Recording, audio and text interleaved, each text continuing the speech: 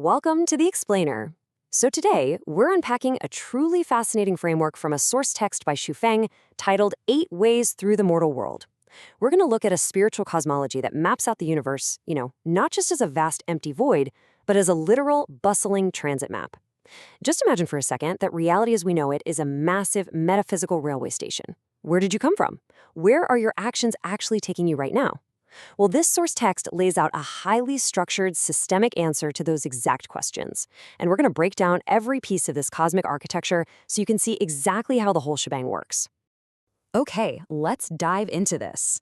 According to this framework, the cosmic architecture starts with a very specific structural foundation, exactly 20 symmetric parallel worlds. The source text is super clear here. The universe isn't just random chaos, it's highly organized. These 20 parallel worlds operate with perfect symmetry, laying down the foundational grid for literally everything that exists. And those 20 parallel worlds, they don't just float around in a void, they exist within a grander scale of exactly 36-dimensional spaces.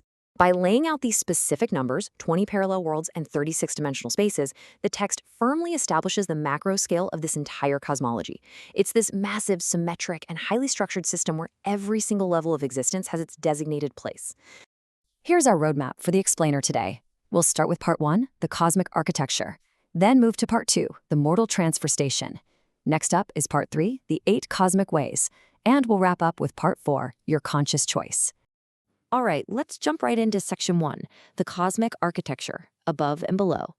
And this brilliantly illustrates how reincarnation works across a really distinct vertical spectrum. Up at the top, we have high-level spaces. The source text calls these realms things like the 1,000-year world, the 10,000-year world, and the Elysium world. Then, on the exact opposite side, perfectly symmetric, we have the low-level spaces. These are described as the inflamed layer, the frozen layer, and the hell world. So, the fundamental rule here is that life is constantly evolving and reincarnating, moving either up toward those high-level spaces or falling down toward the low-level spaces.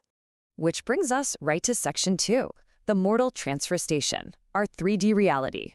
So where do you and I actually fit into this massive 36-dimensional structure? Well, according to the text, our mortal world is designated as the XY world.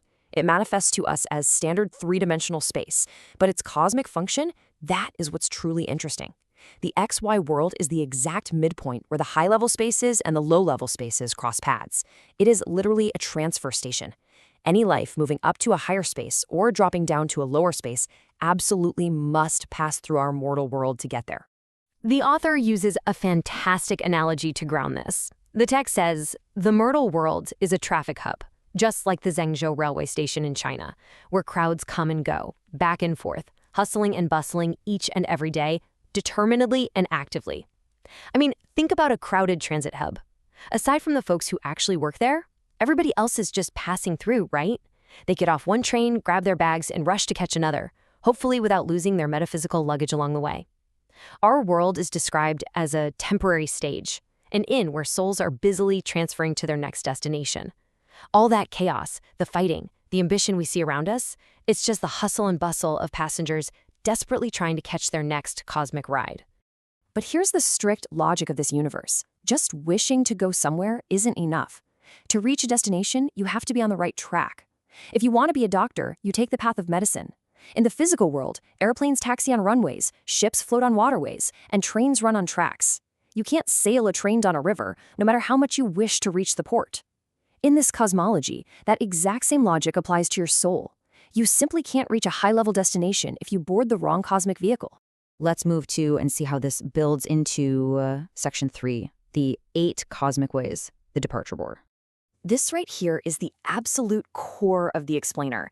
Think of it as the grand transit departure board for the human soul. The source text categorizes human behavior into exactly 8 ways, where a specific mindset acts as the vehicle, taking you to a specific dimensional destination. Let's walk through them. On one end, you have paths leading upward. If you adopt the way of the greatest creator, modeling yourself after nature with an open heart, you're bound for the celestial islands. Prefer to worship distinct gods with a more bellicose nature, that's the way of gods, taking you to the Asura heaven. The way of Buddha seeks non-form and detachment, leading straight to the Elysium world, while the way of celestial beings prioritizes absolute freedom, bound for the celestial world. But what about the rest? Well, the way of humans is pretty much what it sounds like, pursuing earthly wealth, fame, and family. Your destination? A return trip right back here to the mortal transfer station. Dropping lower, a pure survival mindset focused only on basic needs puts you on the way of animals. The way of ghosts involves deceit and sneaking around, which drops you into the hell world.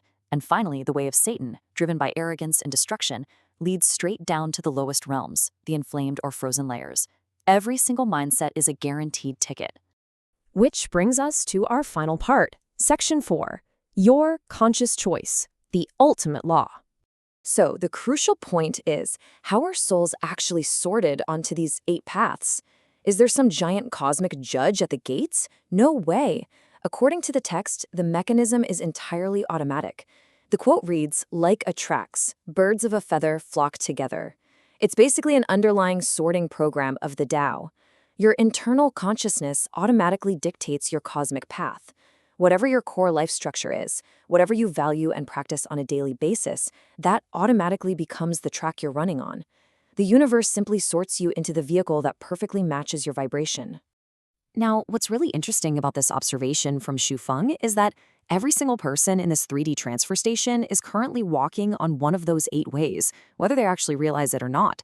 The text points out that most people are led along ignorantly. They're just reacting to the hustle and bustle of the railway station without even looking at their ticket. But a small number of people actually look at the map.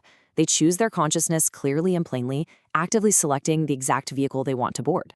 The author leaves us with an open invitation to treat this framework as a reference for our own lives. You can completely discard it, or you can use it to examine your own trajectory. If the mortal world truly is just a grand transfer station, and your mindset is the ticket printed out right now, which way are you walking? Take a second to reflect on your own core values against that departure board. Thanks so much for joining me for this explainer, and keep exploring the structures of the world around you.